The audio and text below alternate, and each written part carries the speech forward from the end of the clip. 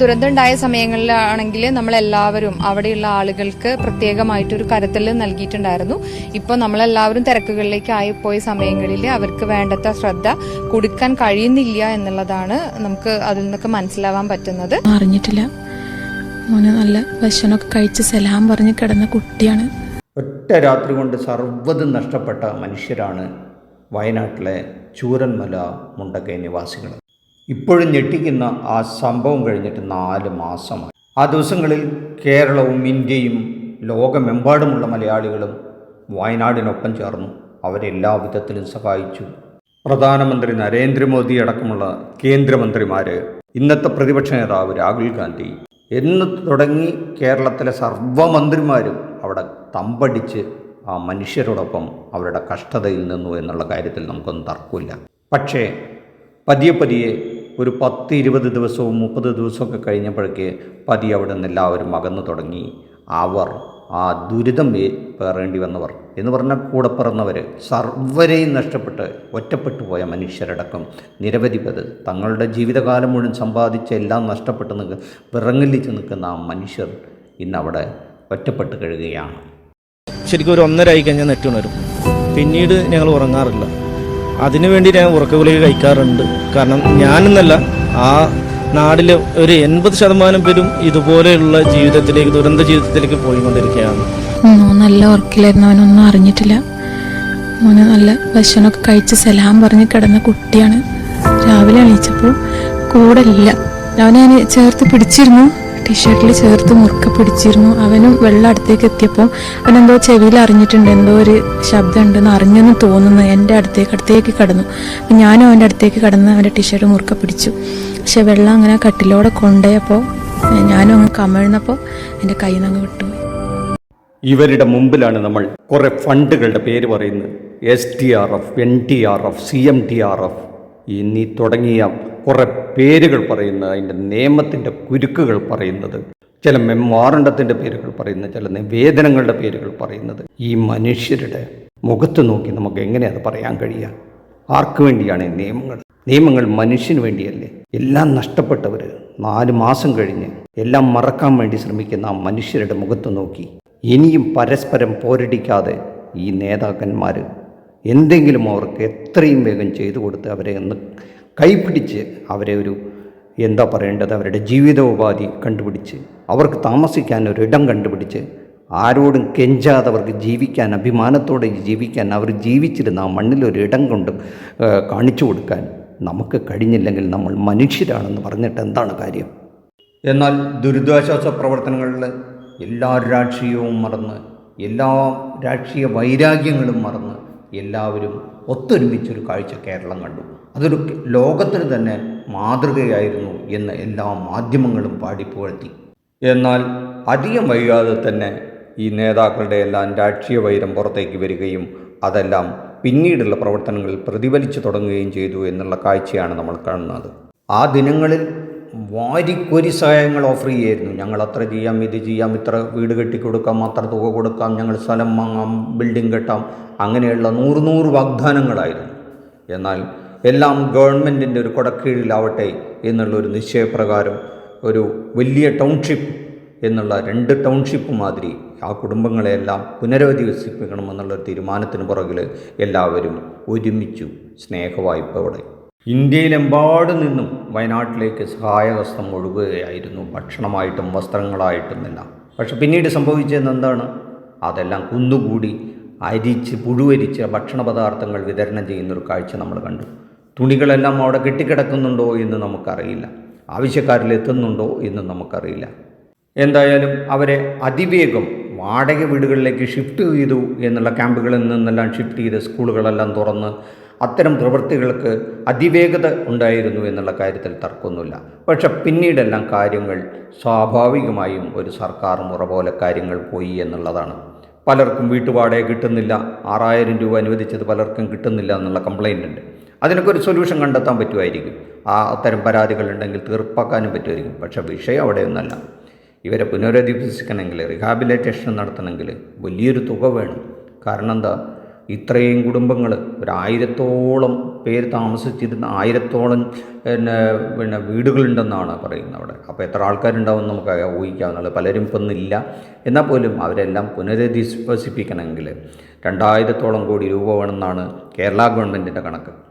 ഈ സഹായം ആവശ്യപ്പെട്ടുകൊണ്ട് കേന്ദ്രത്തിനോട് കേരള ഗവൺമെൻറ് മെമ്മോറാണ്ടം കൊടുത്തു. അതിനുശേഷം ഒരു PDNA എന്ന് പറഞ്ഞിട്ടുള്ള ഒരു പുതിയ അപേക്ഷ അഥവാ ഈ ആഗസ്റ്റിൽ നിലവിൽ വന്നതാണ്, അത് വേണമെന്ന് പറഞ്ഞപ്പോൾ അതൊക്കെ കൊടുത്തിട്ടുണ്ട്. പക്ഷേ ഇതുവരെ ഈ 4 മാസം കഴിഞ്ഞിട്ടും കേന്ദ്ര ഗവൺമെൻറ് ആ കാര്യത്തിൽ ഒരു തീരുമാനം എടുത്തിട്ടില്ല പോലും.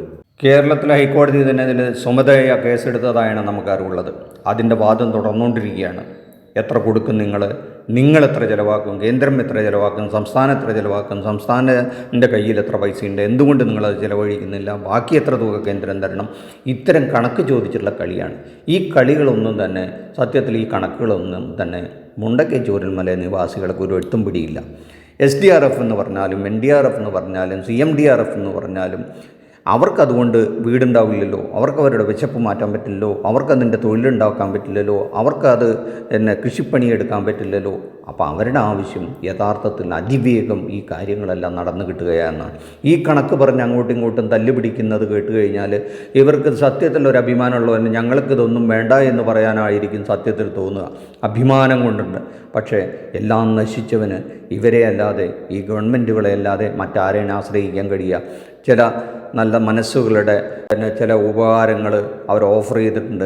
അത് സ്വീകരിക്കാനും ഇപ്പോഴത്തെ ഘട്ടത്തിൽ ഈ ഒരു ഗവൺമെൻറ്റിൻ്റെ നീക്കം കൊണ്ട് പലപ്പോഴും സാധിക്കുന്നില്ലയോ എന്നും നമുക്ക് സംശയിക്കേണ്ടി വരികയാണ്. ഒരു കണ്ണാടിക്കൂട്ടിനകത്ത് എടുക്കാൻ പറ്റാത്ത വിധത്തിലുള്ള കുറേ കോടിക്കണക്കിന് രൂപയുടെ കണക്ക് പറയുകയാണ് ഈ സർക്കാരുകൾ. പാവം വയനാട്ടുകാർ എന്ത് ചെയ്യാനാണ്?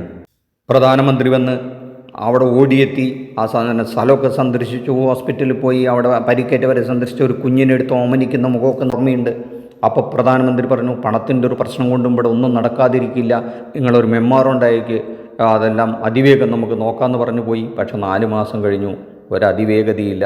എന്ന് മാത്രമല്ല അവർ പറയുന്നത് ഞങ്ങൾ കുറേ പൈസ തന്നിട്ടുണ്ടല്ലോ, കേരളത്തിൻ്റെ കയ്യിൽ ഇഷ്ടം പോലെ പൈസ ഉണ്ടല്ലോ, നിങ്ങൾക്ക് അതെടുത്ത് ചിലവാക്കിക്കൂടെ എന്നുള്ള രീതിയിലൊക്കെയാണ് അവിടുത്തെ ഗവൺമെൻറ്റിൻ്റെ പ്രതിനിധികൾ, BJPയുടെ ഇവിടുത്തെ സംസ്ഥാനത്തെ നേതാക്കളും മന്ത്രിമാരൊക്കെ സംസാരിക്കുന്നത് എന്നാണ് നമ്മൾ മാധ്യമങ്ങൾ വഴി അറിയുന്നത്.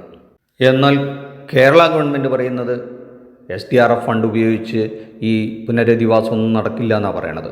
കാരണം അതിലൊക്കെ ചില നിബന്ധനകളുണ്ട്. അതിനെടുത്ത് ഉപയോഗിക്കാവുന്ന ഫണ്ടുകൾക്കൊക്കെ ചില ലിമിറ്റ് ഉണ്ടെന്നാണ് പറയുന്നത്. ഒരു വീട് കെട്ടാൻ 1,30,000 രൂപ മാത്രമേ അതിൽ നിന്ന് എടുക്കുള്ളൂ. ഈ 1,30,000 കൊണ്ട് കേരളത്തിലെ ഇന്നത്തെ അവസ്ഥയിൽ സാധാരണഗതിയിൽ നമുക്ക് ഒരു റൂം പോലും ഉണ്ടാക്കാൻ സാധ്യമല്ല എന്നുള്ളത് എല്ലാവർക്കും അറിയാം.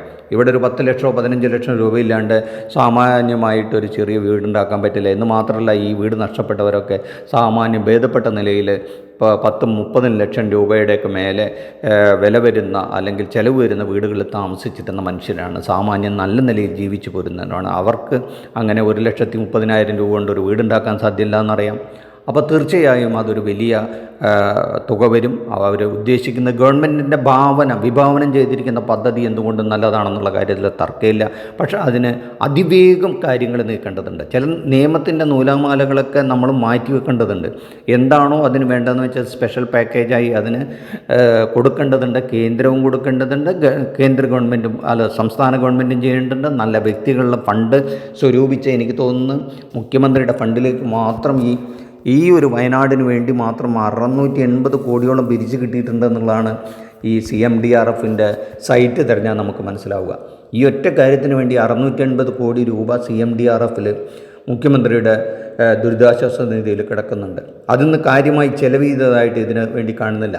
ഒരു 10 കോടിയോളം താഴെ മാത്രമാണ് ചെലവ് ചെയ്തിരിക്കുന്നതെന്നാണ് നമുക്ക് ആ സൈറ്റ് നോക്കിയാൽ മനസ്സിലാവുന്നത്. അത് അപ്ഡേറ്റഡ് ആണോ മറ്റ് ചിലവുകളുണ്ടോ എന്ന് നമുക്കറിയില്ല. പക്ഷെ അത് നോക്കിയാൽ അപ്പോൾ അങ്ങനെ വന്നാൽ ആ ഒരു ഫണ്ട് ഉപയോഗിച്ചിട്ടില്ല എന്ന് വേണം കാണാൻ. പക്ഷേ എന്തുകൊണ്ട് അത് ഉപയോഗിച്ചിട്ടില്ല എന്നുള്ള ചോദ്യത്തിന് സംസ്ഥാന സർക്കാരാണ് മറുപടി പറയേണ്ടത്. തീർച്ചയായും ഒരു പക്ഷേ ആ പുനരധിവാസത്തിന് വേണ്ടി ഉപയോഗിക്കാൻ വേണ്ടി അവർ അത് സൂക്ഷിച്ചു വെച്ചിരിക്കുകയായിരിക്കാം. കാരണം ഒരുപാട് പ്രവൃത്തികൾ അവിടെ ചെയ്യാറുണ്ട്. സ്ഥലം വാങ്ങിക്കണം, മറ്റ് ടൗൺഷിപ്പുകളൊക്കെ ചെയ്യുമ്പോൾ മറ്റ് ചിലവുകളൊക്കെ വരും. അതിനുവേണ്ടി ഈ ഫണ്ട് ഉപയോഗിക്കാൻ വേണ്ടി അവർ കരുതി വെച്ചിരിക്കുന്നതാണെങ്കിൽ അത് ജനങ്ങളോട് തുറന്ന് പറയണ്ടേ. അത് തീർച്ചയായും പറയണം. അത് പറയാൻ മടിക്കേണ്ട കാര്യമില്ല. അതുകൊണ്ടാണ് ഇവർ ചോദ്യം ചെയ്യുന്നത്. CMDRFൽ ആ ഫണ്ടില്ലേ, അതൊക്കെ എടുത്തിട്ട് എല്ലാവർക്കും കൊടുത്തുകൂടെ എന്നുള്ളൊരു ചോദ്യം ചോദിക്കുന്നത്. 10-20 ലക്ഷം രൂപ വെച്ച് എല്ലാവർക്കും കൊടുത്താൽ ഹാപ്പിയാവും. ആ 20 ലക്ഷം രൂപ കൊടുക്കുന്നതിലല്ല കാര്യം എന്ന് മാത്രമല്ല, ദീർഘകാലത്തേക്ക് അവരുടെ ജീവിതം സുരക്ഷിതമാക്കാനായിട്ട് ഗവൺമെൻറ് വിഭാവനം ചെയ്യുന്ന ഒരു പദ്ധതിയാണ് നല്ലത്. അത് തീർച്ചയായും അങ്ങനെ തന്നെ ചെയ്യണം. അത് ഗവൺമെൻറ് തുറന്നു പറയണം എന്നുള്ളതാണ് സത്യം. CMDRFൻ്റെ ഫണ്ട് ആ വിവാദം അങ്ങനെ നിലനിൽക്കുമ്പോൾ തന്നെ SDRFലുണ്ട്. അതിനകത്ത് വലിയ തോതിൽ ഇവിടെ കേരളത്തിൽ ഫണ്ട് ഉപയോഗിക്കാവുന്ന കോടിക്കണക്കിന് രൂപയുണ്ട്. പക്ഷേ അത് പല നൂലാമാലകളും എന്ന് പറഞ്ഞാൽ ആ ഫണ്ട് ഉപയോഗിക്കുന്ന ചില ലിമിറ്റേഷൻസൊക്കെ ഉണ്ട്. അത് വെച്ചിട്ട് ഇവിടുത്തെ ഒരു കാര്യങ്ങളും ഇതിനു വേണ്ടി ഉപയോഗിക്കാൻ പറ്റില്ല എന്നുള്ളതൊരു വാസ്തവം തന്നെയാണ്. അല്ലെങ്കിൽ അതിന് കേന്ദ്ര ഗവൺമെൻറ് ആനുകൂല്യം നൽകണം. അതൊന്നെടുത്ത് ഉപയോഗിക്കാനായിട്ടുള്ള സ്പെഷ്യൽ ഓർഡേഴ്സ് ഇറക്കണം. അത് കേരളത്തിന് മാത്രമായിട്ട് ചെയ്യാൻ പറ്റുമെന്ന് നമുക്കറിയില്ല. അത്തരം പ്രവൃത്തികൾ അതിവേഗം അതിനൊരു സൊല്യൂഷൻ കണ്ടെത്തുക, അല്ലെങ്കിൽ സ്പെഷ്യൽ പാക്കേജ് പ്രഖ്യാപിക്കുക എന്ന് മാത്രമാണ് അതിനകത്ത് ഒരേ ഒരു വഴി. അത് കേന്ദ്രത്തിൽ നിന്ന് എത്ര കൊടുക്കാൻ പറ്റും എന്നുള്ള ആദ്യമേ അതിനൊരു തീരുമാനം ഉണ്ടാക്കാം. മറ്റുള്ള കടലാസുകളൊക്കെ നമുക്ക് തീരുമാനിക്കുമ്പോഴും ഒരു റിലീഫ് എന്നുള്ള നിലയ്ക്ക് ഒരു 1000 കോടി രൂപ റിഹാബിലിറ്റേഷൻ ഫണ്ടായിട്ട് ഉടനടി കൊടുക്കുകയാണെങ്കിൽ നിങ്ങൾ ഇതുമായിട്ട് മുന്നോട്ട് നീങ്ങൂ, സ്ഥലം വാങ്ങിക്കൂ, മറ്റ് പദ്ധതികൾ സ്റ്റാർട്ട് ചെയ്യൂ, പിന്നീട് നമുക്ക് തീരുമാനിക്കാവുന്നതാണ്. നിങ്ങൾ അപേക്ഷ നൽകാൻ വൈകി എന്നുള്ള വിചിത്രവാദമൊന്നും ഇതിനകത്ത് ഒരർത്ഥമില്ല. കാരണം അതൊരു ഗവൺമെൻറ് പ്രൊസീജിയറാണ്. അതിന് 10-90 ദിവസത്തിനുള്ള അതിൻ്റെ വിശദമായ വിവരങ്ങൾ സമർപ്പിപ്പിച്ചു കഴിഞ്ഞു. അത് കൊടുത്തു കഴിഞ്ഞാൽ 10-15 ദിവസത്തിൻ്റെ ഉള്ളിൽ ഒരു തീരുമാനം എടുക്കാൻ പറ്റും. ഇനി ഒരു മാസം എടുക്കട്ടെ, പക്ഷേ അതിനുള്ളിൽ തന്നെ ഒരു 25% 30% കൊടുത്താൽ തന്നെ വലിയൊരു ആശ്വാസമാവും. അപ്പോൾ ഇവിടുത്തെ ഗവൺമെൻറ്റിന് മുന്നോട്ട് പോകാം. എന്ന് മാത്രമല്ല, അതിനുവേണ്ടി സ്ഥലം ഏറ്റെടുക്കാൻ വേണ്ടിയിട്ട് അവിടുത്തെ പ്ലാന്റേഷൻ മുതലാളിമാരുടെ സ്ഥലം ഏറ്റെടുക്കാൻ വേണ്ടി അവരും അതിനകത്ത് വാശി പിടിക്കാൻ പാടില്ല. ആ ഒരു സ്ഥലം വിട്ടുകൊടുത്തുകൊണ്ട് അവരും ഈ പ്രൊജക്റ്റിനോട് സഹകരിക്കണമെന്നുള്ളതാണ് നമുക്ക്. എന്തായാലും ഈ വാശി പിടിച്ചുകൊണ്ടോ ഈ ഫണ്ടിൻ്റെ പേര് പറഞ്ഞോ ഇവിടുത്തെ ജനങ്ങൾക്കൊന്നും മനസ്സിലാവില്ല. അവർക്കെന്ത് SDRF, NDRF, എന്ത് CMDRF, അതൊക്കെ ഗവൺമെൻറ്റിൻ്റെ പ്രൊസീജിയറായിട്ടുള്ള കാര്യമാണ്. ആ ജനങ്ങളെ സംബന്ധിച്ചിടത്തോളം അന്നത്തെ ദിവസത്തെ വിശപ്പ്, അവർക്ക് തൊഴിൽ, അവർക്ക് കിടന്നുറങ്ങാൻ വീട്, ഇതൊക്കെയാണ്.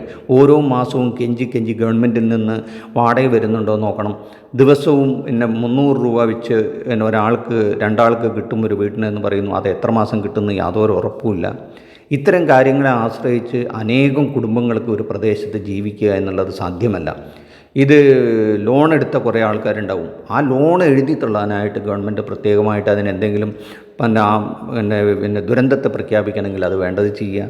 ഇങ്ങനെയൊക്കെയാണ് ഈ ഇന്ത്യയിൽ ജനിച്ച ഒരു അപകടം, ഒരു ദുരന്തം സംഭവിച്ച ജനതയോട് ഏതൊരു സർക്കാരും കൈക്കൊള്ളേണ്ട ഒരു ആറ്റിറ്റ്യൂഡൊന്നും അല്ലാതെ മറ്റേ നമുക്ക് എന്ത് പറയാൻ പറ്റും. നിങ്ങൾ ദയവ് ചെയ്ത് രാഷ്ട്രീയക്കാരെ പരസ്പരം തല്ലുകൂടരുത്. തീർച്ചയായും നമുക്കറിയാം, വയനാട് പോലെയുള്ളൊരു പ്രദേശത്ത് മല്ലടിച്ച് മണ്ണിനോട് പണിയെടുത്ത് ജീവിക്കുന്ന മനുഷ്യൻ, അവർക്കും അവിടെ രാഷ്ട്രീയമൊക്കെ കാണും. അവരുടെ രാഷ്ട്രീയം എന്തായിരുന്നാലും അവർ ഇന്ത്യക്കാരാണ്, കേരളീയരാണ്, മലയാളികളാണ്. ഈ 2 ഗവൺമെൻറ്റുകളും ആ ജനതയോട് കാരുണ്യവും സ്നേഹവും ചൊരിയണം, അവരെ കൈപിടിച്ചുയർത്തണമെന്ന് മാത്രമാണ് പറയാനുള്ളത്. നിങ്ങളുടെ അഭിപ്രായങ്ങൾ ഈ കമൻറ്റ് ബോക്സിൽ രേഖപ്പെടുത്തുക. നന്ദി, നമസ്കാരം. ഈ ചാനൽ സബ്സ്ക്രൈബ് ചെയ്തിട്ടില്ലെങ്കിൽ ഒന്ന് സബ്സ്ക്രൈബ് ചെയ്ത് വെച്ചോളൂ.